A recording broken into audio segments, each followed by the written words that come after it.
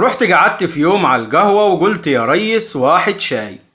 فلقيت كل الناس بصالي بصة حقد وغيرة يا باي، ومن جواهم ألف سؤال: كيف وإمتى وليه وإزاي؟ واحد منهم قال ده أكيد ده من الناس الوصلة الهاي، أو تلقاه قابض جمعية أو وارث علشان كده جاي يتمنظر على خلق الله وعين عينك وبيطلب شاي. اللي عطاك يدينا يا سيدي لو حب الطفل مصفاي. السلام عليكم.